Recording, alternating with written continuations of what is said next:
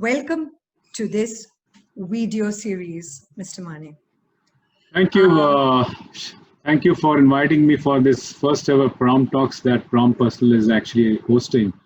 And it's a privilege and honor for me to actually share my views and my perspectives on a very telling and an important topic that we probably would need to be all geared to handle as we start opening up our economy and our organizations, so to speak. So appreciate your invite for me to actually help me understand and kind of associate with the Prompt Talks. And I think this will actually help us develop more opportunities and strategies to look at how we want to develop this further. Thank you. Thank you so much. So we move on to our first question for you today. What are the various challenges you foresee for the future HR leaders? I think I may not have all the answers, but I think from a perspective standpoint, we will try and analyze as to what are the key challenges that future HR and leaders in HR will face. First and foremost is the fact that we will actually, as organizations and as HR leaders, try and build agility and adaptability as a core tenet of your culture. I think that's going to be key. The way you actually start migrating yourself to a newer business model or newer things that you may want to talk and plan. That is actually one of the critical challenge, that how do you actually instill a mindset of adaptability and agility is going to be key and important. The second aspect, which I think is very, very fundamental and important for us to understand, is that how do you actually build performance management programs and processes for a distributed workforce. I mean, still till today, we are still operating on a work from an environment. So therefore, what is my performance measure going to be? What is my system of performance going to be? What is that I start measuring? What is that I develop as a system to address this important and critical issue?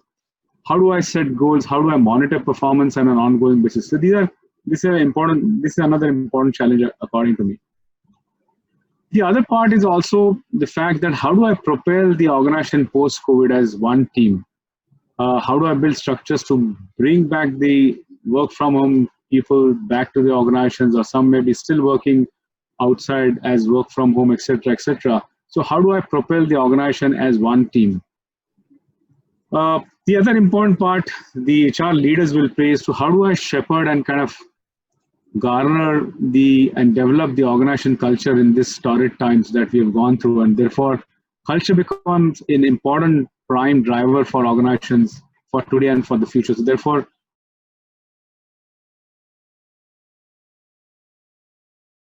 how do I actually in the past to actually guide for me in the future as well?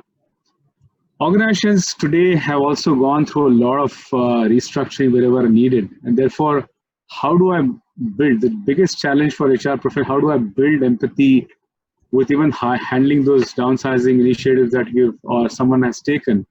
And therefore, how do I build empathy as a core tenet of my culture in the organization? This was there yesterday as well, but how do I actually reinforce that going forward? So these are typically critical challenges I personally feel that the HR professionals are going to face and will have to surmount as they move on.